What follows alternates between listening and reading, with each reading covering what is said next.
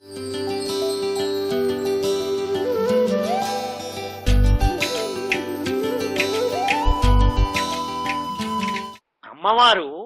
ఈ లోకంలో ధర్మం నిలబడడానికి ఉత్తరోత్తర కాలంలో మహోపకారం చెయ్యవలసిన వాళ్ళు మహాతేజోవంతులైనటువంటి వాళ్ళ కడుపున పుట్టడం కోసం మహాత్ముల యందు కూడా కామం కలిగేటట్టుగా చేస్తుంది మన్మధుణ్ణి ప్రోత్సహించి.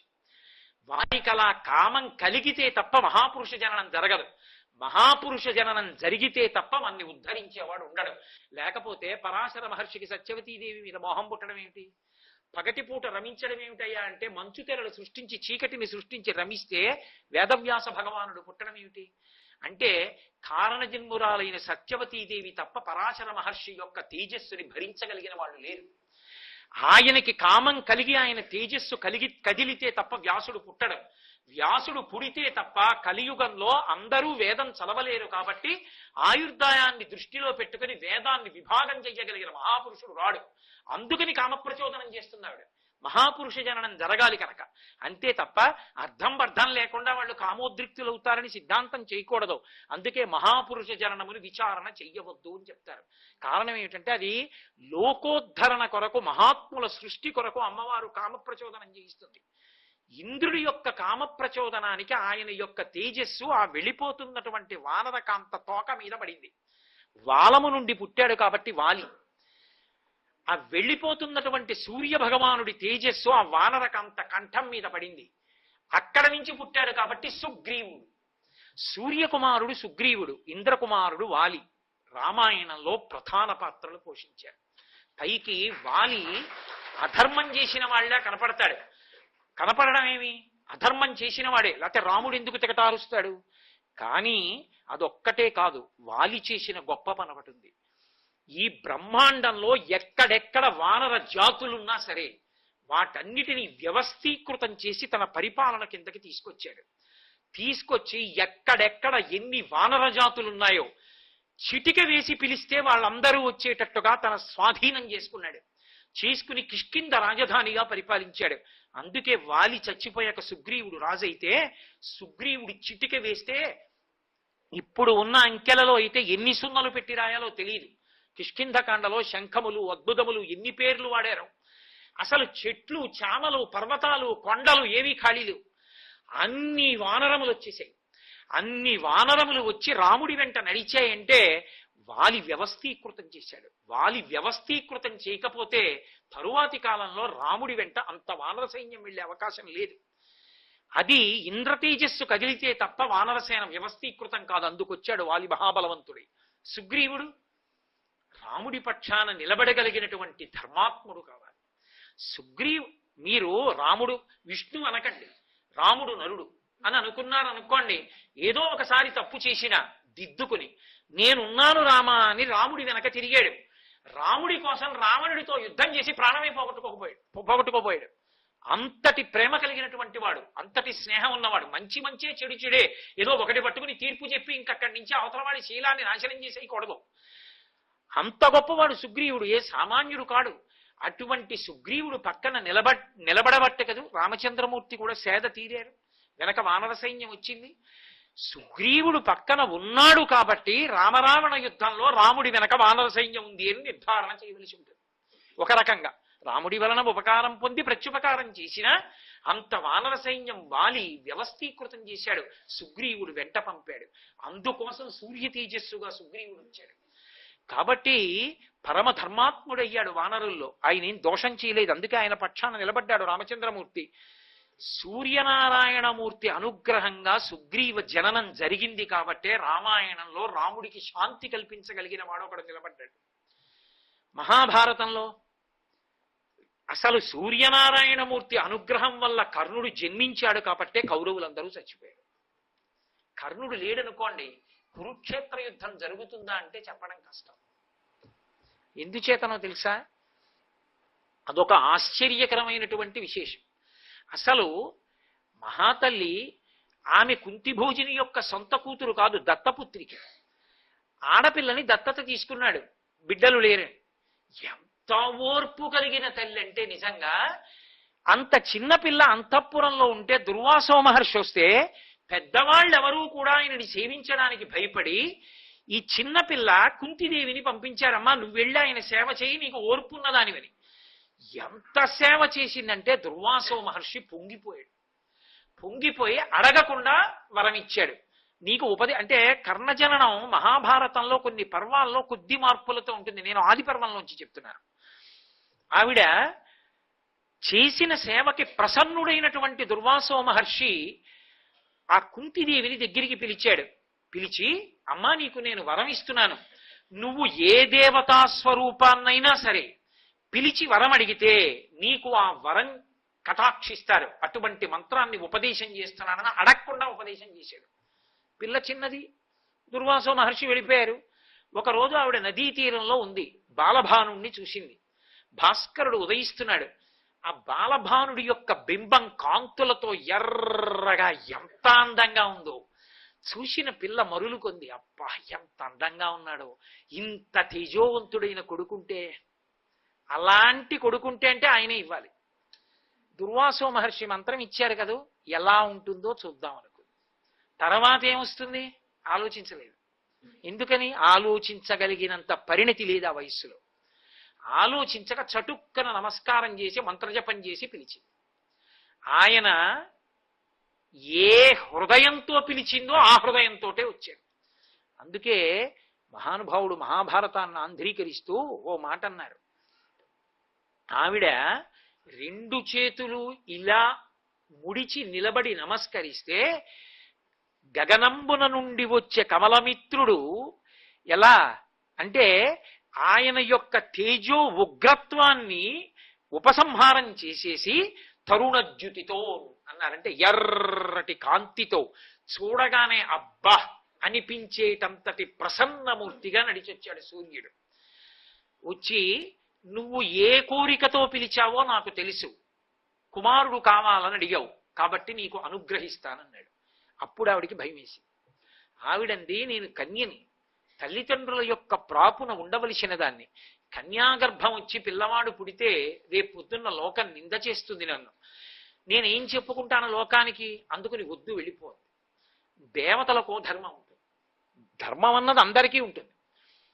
ఆయన అన్నాడు, దేవతలు ఒకసారి ప్రసన్నులై వస్తే కోరిక తీర్చకుండా వెళ్ళకూడదు, కాబట్టి నేను నీ కోరిక తీర్చవలసిందే. నీ భయం ఏమిటి? నీ కన్యాత్వం చెడుతుందని. రెండు, కన్యగా ఉండగా గర్భం ధరిస్తే లోకానికి తెలిసి నింద చేస్తారని. అసలు నీ కన్యాత్వానికి భంగం రాదు. నువ్వు గర్భం ధరించి బిడ్డని కనక్కర్లా, సద్యగర్భంలో నీకు కుమారుణ్ణి ఇస్తున్నానని ఇచ్చి వెళ్ళిపోయాడు. ఆ సూర్య తేజస్సుతోటే సహజ కవచ కుండలాలతో సూర్యబింబంలా ప్రకాశిస్తున్నటువంటి కొడుకు పుట్టాడు. ఎత్తుకుంది చేతిలోకి, మాతృత్వం పొంగుకొచ్చింది. ఇంత గొప్ప కొడుకు, సమస్త క్షత్రియ మండలాన్ని శాసించగలిగిన వాడు. బిడ్డణ్ణి ఇంటికి తీసుకెడితే తన జీవితం ప్రమాదంలోకి ఎడుతుంది, వదిలేయాలంటే అమ్మతనం అడ్డొచ్చింది. ఏం చెయ్యాలని బెంగబెట్టుకుంది. ఎవరు బిడ్డణ్ణిచ్చాడో ఆ సూర్యుడే మంజూష నదిలి పెట్టాడు. ఓ పెట్టె కొట్టుకొచ్చింది నదిలో, అందులో పడుకోబెట్టి మనసు రాయి చేసుకుని మూత పెట్టి వదిలేసి, అది వెళ్ళి రాధాదేవికి దొరికి సూతుడి కొడుకుగా పెరిగాడు. ఈ పెరిగిన కర్ణుడు పుట్టుకతో అపారమైనటువంటి బలవీర్యములున్నవాడు. కాబట్టి ఇప్పుడు ఆయన మనసులో ఏ కోరిక ఉంటుంది? ఆ కాలమునందు ఆయనతో పోల్చదగిన వాడెవరో వాడికన్నా గొప్పవాడిని నిరూపించుకోవాలని ఉంటుంది. సహజం కదా. ఆయనతో సమానుడు అర్జునుడు. అర్జునుడి కన్నా నేను గొప్పవాణ్ణి అని చెప్పుకోవాలని కోరిక. ఆనాటి వ్యవస్థలో ఆయనకు ఆ అవకాశం కలగలేదు. కుమార అస్త్రాభ్యాసమునందు నువ్వు ఎవరి కుమారుడవు అని అడిగితే నేను క్షత్రియుడను అని చెప్పలేకపోయాడు. అందుచేత దుర్యోధనుడికి ఒక కోరిక ఉంది, అర్జునుణ్ణి కొట్టగలిగిన విలుకాడు కావాలి. ఎందుకని? తన దగ్గర భీష్మద్రోణాదులున్నా ఆయనకి నమ్మకం లేదు తన పక్షాన ఉంటారని, ధర్మపక్షం అన్నట్టు వెళ్ళిపోతారని అనుమానం. తనని నమ్మి తన కోసం ప్రాణం పెట్టేటటువంటి అర్జునుడితో సమానమైన ప్రతిద్వంద్వి విలుకాడు కావాలి. ఆయన ఏం చేశాడు? వెంటనే కర్ణుడికి అంగరాజ్య పట్టాభిషేకం చేశాడు. కర్ణుడు సామాన్యుడు కాడు, అపారమైన తేజోమూర్తి. ఎంత తేజోమూర్తి అంటే ఒకప్పుడు కర్ణుడిని తక్కువ చేసి అర్జునుడు మాట్లాడితే కృష్ణుడు ఇలా వేలు చూపించి చెప్పాడు, ఏమనుకుంటున్నావో, నీతో సమానుడు లేదా నీకన్నా అధికుడు, కర్ణుడు నీకన్నా తక్కువ వాడు కాడు. కర్ణుడు పడిపోయాడంటే ఒకటే కారణం, ఎన్ని శక్తులున్నా, ఎంత సమర్థత ఉన్నా, శిబి వంటి మహాపురుషుల వంటి దానగుణం ఉన్నవాడైనా, గొప్ప ప్రభుభక్తి కలిగిన వాడైనా, ఆ ప్రభుభక్తి దుర్యోధనుడు లాంటి దుర్మార్గుడి వైపు వెళ్ళిపోయింది. అందుకే అతను సంతోషించాలని చేసేవాడు అన్ని పనులు.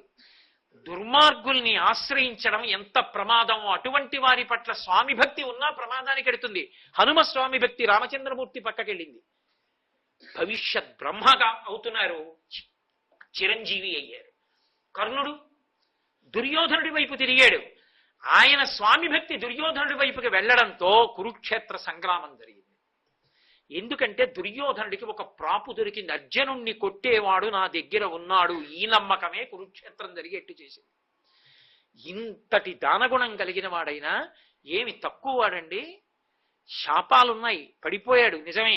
కానీ ఒకానొకప్పుడు నువ్వు సాక్షాత్తు కుంతీదేవి యొక్క పెద్ద కుమారుడివి, నీకే పట్టాభిషేకం జరుగుతుంది అన్నా కూడా అక్కర్లేదు, నన్ను నమ్ముకున్నాడు, నాకు అంగరాజ్య పట్టాభిషేకం చేశాడు, నేనున్నానని యుద్ధానికి బయలుదేరుతున్నాడు. అటువంటి దుర్యోధనుడి యొక్క విశ్వాసాన్ని వమ్ము చెయ్యను అని కుంతిదేవి వచ్చి శిబిరంలో ప్రార్థన చేస్తే, అమ్మా నీకెప్పుడూ 5 కొడుకులు ఉంటారు, ధర్మరాజుని కాని, భీముణ్ణి కాని, నకులుణ్ణి కాని, సహదేవుణ్ణి కాని దొరికినా చెనక, వాళ్ళ 4 5వ వాడు నేనో కర్ణుడు, అంతే, నేనో అర్జునుడు. అర్జునుణ్ణి మాత్రం వదలను. ఎందుకో తెలుసా అమ్మా, నేనున్నానని నమ్మకం పెట్టుకున్నమ్మా దుర్యోధనుడు యుద్ధానికి వస్తున్నాడు, ఆ అర్జునుణ్ణి తెగటార్చకపోతే నేను స్వామి ద్రోహం చేసిన వాడిని అవుతాను. అది దుర్యోధనుడి పట్ల వెళ్ళిపోయింది ఆ భక్తి. అది నిజంగా ఇంకొక వైపుకి వెడితే కర్ణుడు ఏమై ఉండేవాడు. అందుకే కర్ణుడు లేని భారతం లేదు, కర్ణుడు లేకపోతే కురుక్షేత్రం లేదు, కర్ణుడు లేకపోతే అసలు అధర్మాన్నంతటినీ కట్టి కాల్చడం తేలిక కాదు. కర్ణుడు ఉన్నాడని వచ్చాడు దుర్యోధనుడు యుద్ధానికి. కానీ ధర్మం నిలబడాలి, అధర్మం పడిపోవాలి కదూ. అందుకే శాపాలన్నీ వెళ్ళి మీద పడ్డాయి కాబట్టి ఎంత యుద్ధం చేసినా ఆఖరికి రథచక్రం భూమిలో దిగిపోతే పైకెత్తుతుంటే అర్జునుడు బాణం వేయడానికి సిద్ధపడుతుంటే ఎన్నో ధర్మాలు చెప్పాడు. చెప్తే కృష్ణుడు అన్నాడు, బోధించడానికి పనికొచ్చిన ధర్మం ఆచరించడానికి పనికి రాలేదు అర్జున. ఇన్ని తెలుసున్న వాడివి ఎప్పుడైనా ఆచరించావా? ఏ కారణానికి నిష్కారణంగా పాండవుల్ని బాధ పెట్టావు? నీ ప్రభువు సంతోషపెడితే చాలని అనరాని మాటలు అన్నావు. ఆఖరికి దుర్యోధనుడు తొడకొట్టి ద్రౌపదీదేవిని తొడ మీద కూర్చునేటట్టుగా చేసిన వాడివి నువ్వే. కూర్చొమ్మని మాట్లాడేటట్టు సైగ చేయడానికి కారకుడవు నువ్వే. కాబట్టి అర్జున, ధర్మం చెప్పడం కాదు, ఆచరించని వాడు ఉపేక్షించక వేసే బాణం అన్నాడు. తల తెగిపోయింది, మధ్యాహ్నం వేళ కింద పడిపోయింది. సూర్యనారాయణమూర్తి అంతటి వాడు ఆకాశంలోంచి చూసి బాధపడ్డాడు. తండ్రి సూర్యుడే వచ్చి నువ్వు నా కొడుకువిరా, ఇంద్రుడు బ్రాహ్మణ రూపంలో వస్తున్నాడు రా, సహజ కవచ కుండలాలు అడుగుతాడు రా, ఇవ్వకురా అంటే, ఇంద్రుడే కావచ్చు బ్రాహ్మణ రూపంలో వచ్చి చెయ్యి చాపితే నాన్నగారు ఇచ్చేస్తాను. దానం అంటే దానమే, అది రజోగుణంతోటా ఇంకోటా పక్కన పెట్టండి. దానం ఇస్తానని వ్రతం, ఇచ్చేస్తాను నాన్నగారు అన్నాడు. పోనీ కనీసం శక్తి అస్త్రాన్ని పుచ్చుకోరా అన్నాడు. కోసి ఇచ్చేశాడు సహజ కవచకుండలాలని. అంతటి మహితాత్ముడు పక్కన నిలబడ్డాడు కనుకనే ఎంత దుష్ట చతుష్టయంలో వాడు కానివ్వండి, ఆయన తేజస్సు సామాన్యమైంది కాదు. ఉన్నాడు కాబట్టి దుర్యోధనుడు నమ్మాడు, అర్జునుడు పడిపోతాడు.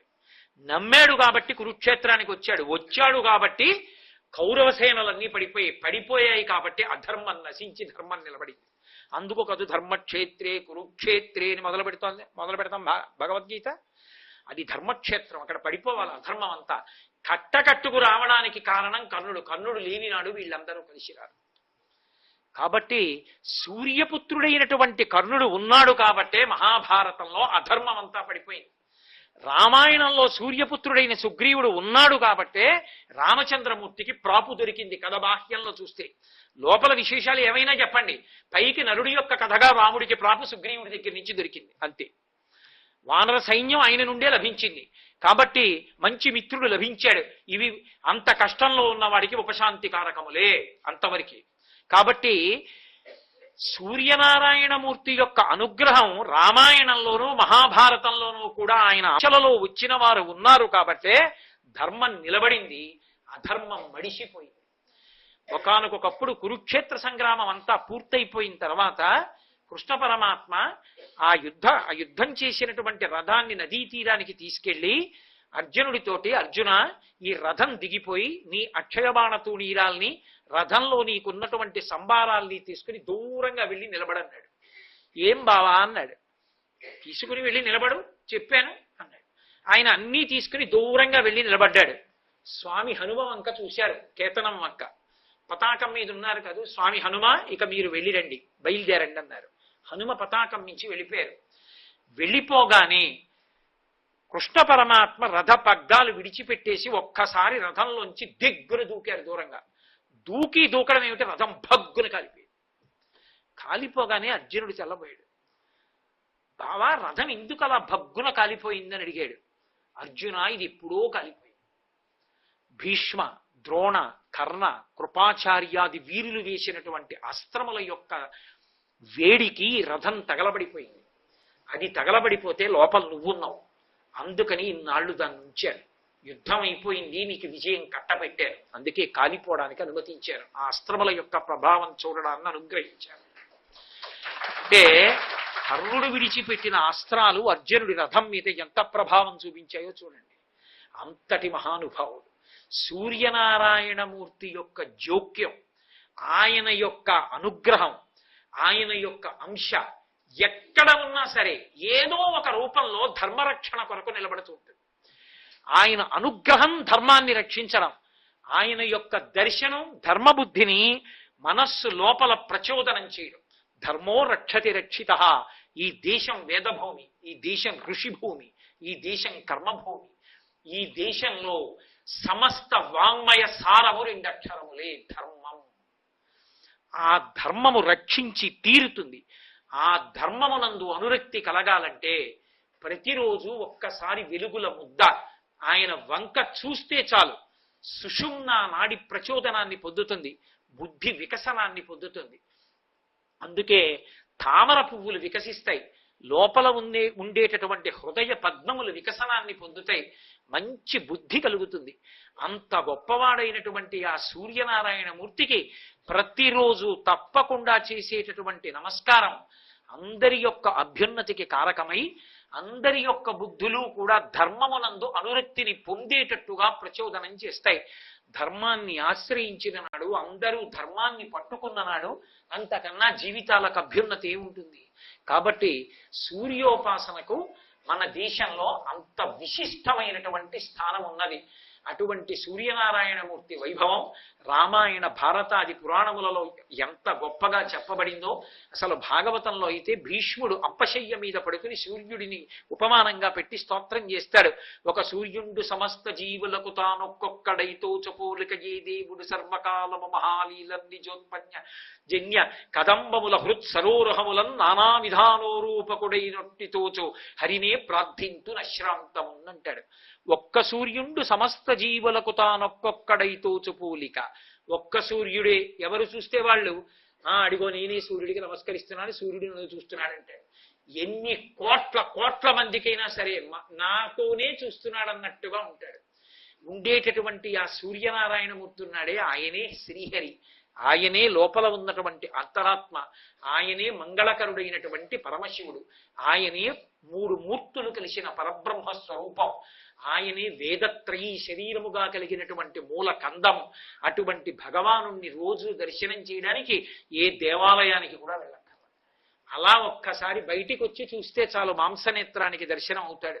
ఆయనకి నమస్కరించడానికి చేయవలసింది 2 చేతులు ఇలా అనడం. శ్రీరామాయణంలో రామచంద్ర ప్రభువుకి అగస్త్య మహర్షి ఉపదేశం చేసినటువంటి ఆదిత్య హృదయం సూర్య సంబంధమైనటువంటి ఉపాసనలో ఎనలేని ఖ్యాతిని పొందినటువంటి మంత్రరాజు. అది 31 శ్లోకాల రూపంలో ఉన్నప్పటికీ కూడా సంప్రదాయంలో దానిని మంత్రమనే పిలుస్తారు. 31 శ్లోకముల యొక్క సమాహార స్వరూపంగా దాన్ని పెద్దలు సంప్రదాయజ్ఞులు భావన చేస్తూ ఉంటారు. ఒకానొక సమయంలో రామరావణ యుద్ధం జరుగుతున్నప్పుడు ఎంత అలిసిపోయి ఉన్నప్పటికీ కూడా రావణుడు మళ్ళీ ఎలాగైనా విజయాన్ని సాధించాలనేటటువంటి ఉత్సాహంతో రామచంద్రమూర్తి మీదకి యుద్ధానికి వచ్చినప్పుడు ఇద్దరి మధ్య జరిగినటువంటి యుద్ధంలో అంతటి రామచంద్రమూర్తి కూడా బడలిపోయారు. ఆ యుద్ధం ఏం సామాన్యమైనటువంటి యుద్ధం కాదు. ఎప్పుడెప్పుడు రావణాసురుడు నిహతుడైపోతాడా, ఎప్పుడెప్పుడు అతని 10 తలకాయలు తెగిపోతాయా అని దేవతలు, ఋషులు, గంధర్వులు అందరూ కూడా వచ్చి ఆకాశ మార్గంలో నిలబడి ఉన్నారు. నిలబడి రావణ వధ కొరకు ఎదురు చూస్తున్నారు. మహర్షి రామరావణ యుద్ధం గురించి మాట్లాడుతూ ఒక మాట అంటారు, గగనం గగనాకారం. ఆకాశాన్ని పోల్చాలి అంటే ఆకాశానికి ఆకాశమే సాటి. అలాగే సముద్రాన్ని పోల్చాలి అంటే సముద్రానికి సముద్రమే సాటి. రామరావణ యుద్ధానికి పోలిక చెప్పాలి అంటే రామరావణ యుద్ధమే సాటి. మళ్ళీ వేరొక యుద్ధాన్ని రామరావణ యుద్ధంతో పోల్చడం కుదరదు అంటారు. అంత భయంకరమైనటువంటి యుద్ధం జరుగుతోంది. రావణ వధ జరిగిపోవాలి అని అందరూ కూడా కుతూహలంతో ఎదురు చూస్తున్నారు. ఆ ఎదురు చూస్తున్న సమయంలో అలసిపోయి ఉన్నటువంటి రామచంద్రమూర్తికి విజయం కలగాలనేటటువంటి తాపత్రయంతో అగస్త్య మహర్షి వచ్చి ఉపదేశం చేసినటువంటి అద్భుతమైనటువంటి మంత్రరాజమే ఆదిత్య హృదయం. ఆదిత్యుడు అన్న మాటకు అర్థం అదితి యొక్క కుమారుడు అని. కశ్యప ప్రజాపతి యొక్క కుమారుడు సూర్యుడిగా చెప్పబడతాడు. అందుకే మనకి ఆ కశ్యప ప్రజాపతి యొక్క భార్య అదితి, వేరొక భార్య దితి. దితి సంతానమంతా దైత్యులు, దానవులు. అదితి యొక్క సంతానమంతా దేవతలు. ఆ అదితి యొక్క కుమారుడు కనుక ఆదిత్యుడు ఒక అర్థం. కాదు, ఆదిత్యుడు అన్న మాటకి అర్థం ఏమిటి అంటే అసలు దైన్యము లేకుండా చేయువాడు అని. ఎప్పుడూ ఏదో లేదనేటటువంటి బాధని పోగొట్టగలిగినటువంటి వాడు, చీకట్లను పోగొట్టేటటువంటి వాడు. ఇన్ని అర్థాలతో కూడుకున్నవాడై ఆదిత్య హృదయము అన్న మాటకు అర్థం ఏంటంటే, హృదయము అంటే ఆ సూర్యబింబము యొక్క కేంద్రస్థానమునందు ఏ శక్తి అంతా కూడా ఒక సాకార రూపాన్ని ధరించి నిలబడి ఉంటుందో అటువంటి ప్రదేశాన్ని, అటువంటి మూర్తిని చేసేటటువంటి ఉపాసన. ఆ ఆదిత్య హృదయం అగస్త్య మహర్షి రామచంద్ర ప్రభువుకి ఉపదేశం చేశారు. మనకి కురుక్షేత్ర సంగ్రామం జరిగినప్పుడు భగవద్గీతని అర్జునుడికి కృష్ణ భగవానుడు ఎలా బోధించాడో, అలా రామరావణ యుద్ధం జరుగుతున్నప్పుడు అగస్త్య మహర్షి రామచంద్రమూర్తికి ఉపదేశం చేస్తే వచ్చినటువంటి అద్భుతమైనటువంటి శ్లోకముల యొక్క పరంపరయే ఆదిత్య హృదయం. ఆదిత్య హృదయం ఆనాటి నుంచి ఈనాటి వరకు కూడా లోకంలో ఉపాసన చేయబడుతూనే ఉంది. ఆదిత్య హృదయం ఎంత శక్తివంతము అంటే అది ఇవ్వలేనటువంటి ఫలితం ఏమీ లేదు. లోకంలో సమస్త ఫలితాలను అది ఇచ్చేయగలదు. యుద్ధభూమిలో ప్రకాశించినటువంటి 2 అద్భుతమైనటువంటి విశేషాలలో ఒకటి భగవద్గీత అయితే ఒకటి ఆదిత్య హృదయం. వాల్మీకి మహర్షికి రామాయణమునందు అసలు స్తోత్రముల గురించి మాట్లాడేటటువంటి అలవాటు తక్కువ. అటువంటి మహర్షి ఫలశ్రుతి అసలు చెప్పరు. అటువంటి వారు కొన్ని ఘట్టములకే ఫలశ్రుతి చెప్పారు. సుబ్రహ్మణ్యోత్పత్తికి, గంగావతరణానికి, ఆదిత్య హృదయానికి, ఇటువంటి వాటికి మాత్రమే ఫలశ్రుతి చెప్పారు. అంత అద్భుతమైన వాటిలో ఒకటి ఆదిత్య హృదయం. ఆ ఆదిత్య హృదయం ఉపదేశం చేసినటువంటి సందర్భంతోటే ఆదిత్య హృదయం ప్రారంభం అవుతుంది. 31 శ్లోకాలతో ఉన్నటువంటి ఆదిత్య హృదయాన్ని ఉపదేశం చేసే ముందు అగస్త్య మహర్షి తన శిష్యుణ్ణి ఆర్తితో పిలిచి, పరమ ప్రేమతో పిలిచి, ఆయన అసలు ప్రారంభం చేస్తూనే రావణ వధ జరిగి తీరుతుంది, దీనిని మించినటువంటి లేదు, ఇది పరమరహస్యము. పరమరహస్యము అంటే గురువు నుండి ఉపదేశమును స్వీకరించవలసినటువంటిది అని అర్థం. అందుకే ఆదిత్య హృదయం మామూలుగా చదువుకోవడం మంచిదే, నేను కాదంటలేదు. కానీ ఆదిత్య హృదయాన్ని గురువు గారి దగ్గర ఉపదేశం తీసుకోవడం మరింత శ్రేయస్కరం. అగస్త్య మహర్షి తతో యుద్ధ పరిశ్రాంతం సమరే చింతయా స్థితం రావణం చాగ్రతో దృష్ట్వా యుద్ధాయ సముపస్థితం దైవతైశ్చ సమాగమ్య ద్రష్టుమభ్యాగతోరణం ఉపాగమ్య బ్రవీద్రామ అగస్త్యో భగవాన్ ఋషి రామ రామ మహాబాహో శృణు గృహ్యం సనాతనం ఏన సర్వాన్ నరీన్ వత్సా సమరే విజీష్యసి అని ప్రారంభం చేస్తారు. తతో యుద్ధ పరిశ్రాంతం సమరే చింతయా స్థితం. యుద్ధభూమిలో నిలబడి ఉన్నటువంటి రాముడి దగ్గరికి పరమ ఆర్తితో, ఎంతో వాత్సల్యంతో ఆవుకి తన దూడ మీద ఎంతటి ప్రేమ ఉంటుందో గురువుకి తన శిష్యుడి మీద అంత ప్రేమ ఉంటుందిట. అందుకని అంతటి వాత్సల్యంతో గబగబా గగనమండలం నుండి యుద్ధభూమిలోకి దిగొచ్చారు. వచ్చి అగస్త్యుడు రాముణ్ణి పిలుస్తున్నాడు. రామ రామ మహాబాహో శృణుగుహ్యం సనాతనం. సనాతనమైనది, రహస్యమైనది ఆదిత్య హృదయము.